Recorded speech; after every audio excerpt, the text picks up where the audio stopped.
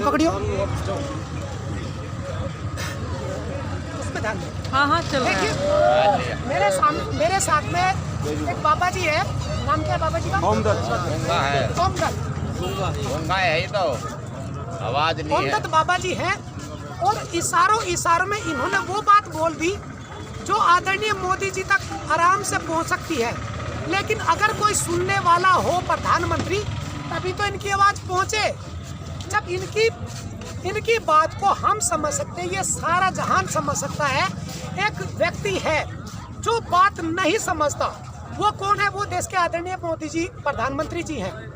और इन्होंने अभी क्या बताया कि जगह जगह इशारों में इन्होंने बताया कि जगह जगह 15 किलोमीटर पीछे से लेके और आगे भी बहुत आगे तो मैं नहीं पहुंचा अभी तक तो मैं 15 किलोमीटर पे ही यहाँ पे पंडाल में बैठा हुआ। ये हरियाणा के पानीपत का पंडाल, राजा खेड़ी गांव का ये पंडाल है पानीपत का। और इसमें ये बाबा जी है, वो अपनी बात को बोल के तो नहीं कह सकते, लेकिन इशारों में इन्होंने समझा दिया कि वहाँ से वहाँ तक शुरू से लेके और जहाँ तक भी आंदोलन, किसान आंदोलन का अंतिम छोर है, किसी भी पंडाल में जाइए आपको खाने पीने की कोई व्यवस्था कम नहीं मिलेगी।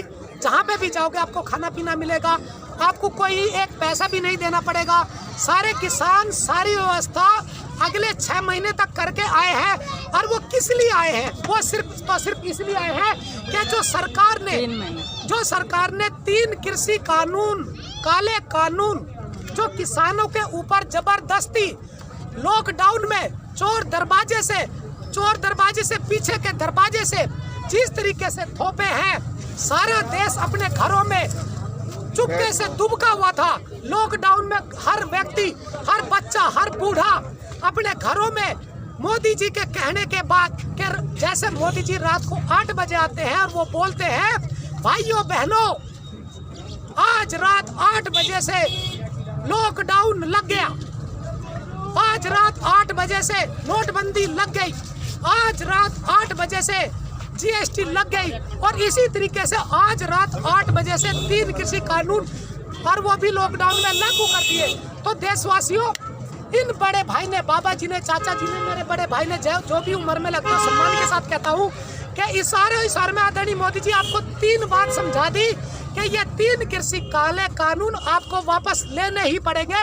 और बाबा जी से मैं पूछना चाहता हूँ कि बाबा जी, अभी यहाँ पे मैं जिधर भी देखता हूँ कि महिलाओं की और बच्चों की किसान आंदोलन के अंदर कमी है, जिधर भी देखता हूँ तो ज्यादा बड़े ही है और जेंट्स है। क्या इस आंदोलन में अपने परिवार के बच्चे, बूढ़े, जवान, सब महिलाएं सब जुड़ेंगे? किस तरीके से जुड़ेंगे चाचा जी, आप बताइए। क्या तो मान ली मोदी जी तो आपने चैनल में देखा भी होगा, महिलाएं भी तो गाँव में जो टीवी देखते हैं ना,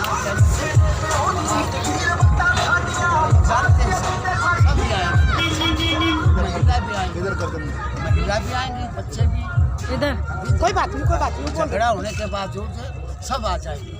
बिल्कुल। अच्छा, झगड़ा होने के बाद? हाँ, अगर नहीं माना ना किसी को, बिना झगड़े के, बिना रोने के मोदी जी मान जाए, सब आ जाएंगे, सब आ जाएंगे। तो यदि झगड़ा तो हमें करना ही नहीं है। हम तो अभी तक बिल्कुल हाथ जोड़ के मोदी से यही विनती कर रहे हैं, भाई काले कानून अपने वापस ले लिए जाए। किसान अन्नदाता, हमारी रीढ़ की हड्डी है किसान को रीढ़ की हड्डी बोला जाता है एक प्रकार से।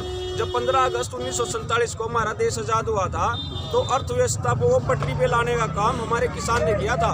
किसान ने खेती करनी शुरू की, आराम से पैदावार बढ़ी, बेची तो अर्थव्यवस्था बढ़ी।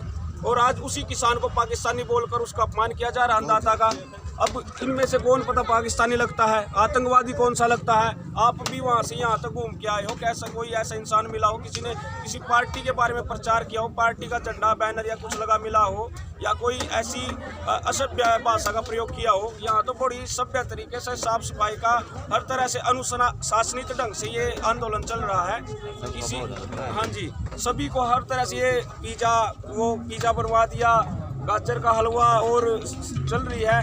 तो इसमें इन व्यंजनों को भी वो ये बोल रहे हैं कि वहाँ पर तो चिकन बिरयानी चल रही है, गाजर का हलवा चल रहा है, पिज्जा चल रहा है, किसान उगाता है तो मतलब किसान अपना पेट खुद भर नहीं सकता, ये व्यंजन खा नहीं सकता। वो क्या सोचते हैं भाई किसान हमेशा भूखा नंगा ही रहे, फटी धोती में रहे, और यही उनके मन में एक छाप रह रही है कि भाई किसान गरीब है और गरीब ही रखना इसको, क्योंकि यदि किसान ऊपर बढ़ गया तो उनके पार्टी के झंडे कौन उठाएगा, रैलियों में कौन जाएगा। वो अंबानी अडानी तो जाने से रहे ना, उनके कर्मचारी जाने से रहे। एक किसान ही एक ऐसी कौम है या मजदूर हमारे जो रैलियों में जाते हैं और वो अब पाकिस्तानी हमें आप ये बताए, मैं अपनी 10 पिड्डी को गिनवा सकता हूँ भी यहाँ बैठा बैठा, या खट्टर बता सकता भाई 10 पिड्डी कहाँ से है, कहाँ से आप आए हो, कौन सी पिड्डी है आपकी। मुझे ध्यान देना, देखिए मैं भी किसान का बेटा हूँ, और अगर मैं किसान का बेटा हूँ, अगर मैं यहाँ नहीं बैठ सकता तो मैं अपने चैनल के माध्यम से पूरे देश को, पूरी दुनिया को एक संदेश जरूर दे सकता हूँ कि ये किसानों का आंदोलन गलत नहीं है। अगर गलत है कोई तो वो हमारे देश की सरकार है, देश के प्रधानमंत्री गलत है, देश के कृषि मंत्री गलत है, ये मैं भी कह सकता हूँ, क्योंकि मैं भी जानता हूँ कि खेती किसानी में जितना हम खर्च करते हैं उसका पूरा भी नहीं पड़ता नहीं चाचा, मैं जानता हूँ इस बात को।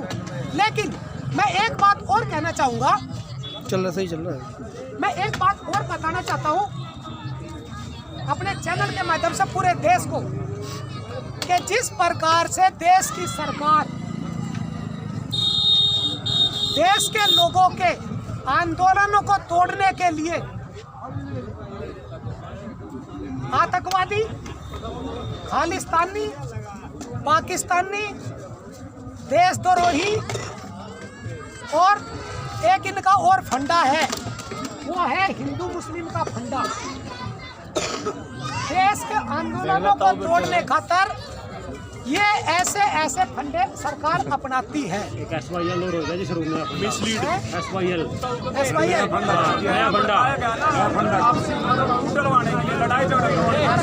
हरियाणा पंजाब में वो भी मैं बताता हूँ। अब देखिए सरकार का क्या फंडा होता है। सरकार का फंडा होता है, जब शाहीन बाग का आंदोलन CAA के विरोध में चल रहा था, चाय ना दो, चाय ना दो, चाय ना दो, चाय ना दो, भाई चाय ना दो, भाई चाय ना दो, भाई चाय ना दो। बोलो ना, जिस प्रकार से हमारे देश की मोदी सरकार कह लीजिए, भाजपा सरकार कह लीजिए, भाई को भाई से लड़ा के आंदोलनों को तोड़ने का काम करती है, ये जो रणनीति देश की सरकार मोदी जी अपना रहे हैं, ये बहुत गलत है चाचा, ये बहुत ही गलत है। जब शाहीन बाग का आंदोलन हुआ, चाचा मेरी बात उसमें भी भाई को भाई से लड़वाया गया, और अब ये किसान आंदोलन पिछले लगभग 26 दिन हो गए, 25 दिन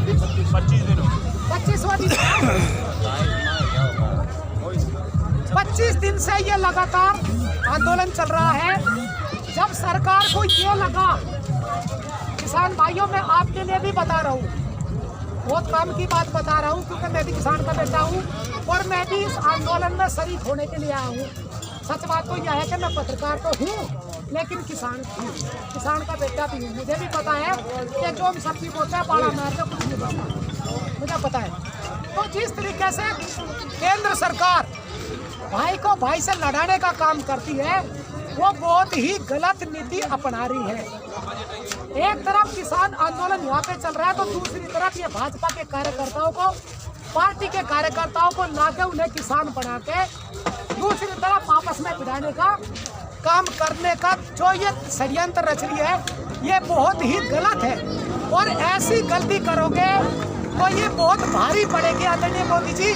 साफ शब्दों में ये कहता हूँ कि अभी तो ये लगभग 2 लाख के आसपास सिंघू बॉर्डर के ऊपर किसान है। देखिए, जब तक हमारी फसलों का समर्थन मूल्य तय नहीं होता और ये काले कानून सरकार वापस नहीं लेती तब तक हम यहाँ पे बैठ गए और यहाँ से हिलेंगे नहीं बिल्कुल भी। बेशक 6 महीने लगे, 6 साल लगे, 6 चाहे घंटे लगे। जब तक ये सरकार MSP हमारी फसलों का, चाहे धान है चाहे कोई भी फसल हमारी समर्थन मूल्य है उसका तय क्यों नहीं करती सरकार को। ये कानून बना दिए कि भाई जो ये पूंजीपति हैं इनके गोदाम बनाएंगे, ये सब फसलें खरीदेंगे, ये सब कानून बना दिए। इनकी जरूरत नहीं थी, पहले भी किसान को आज़ादी थी, कहीं भी जाके बेच सकता था।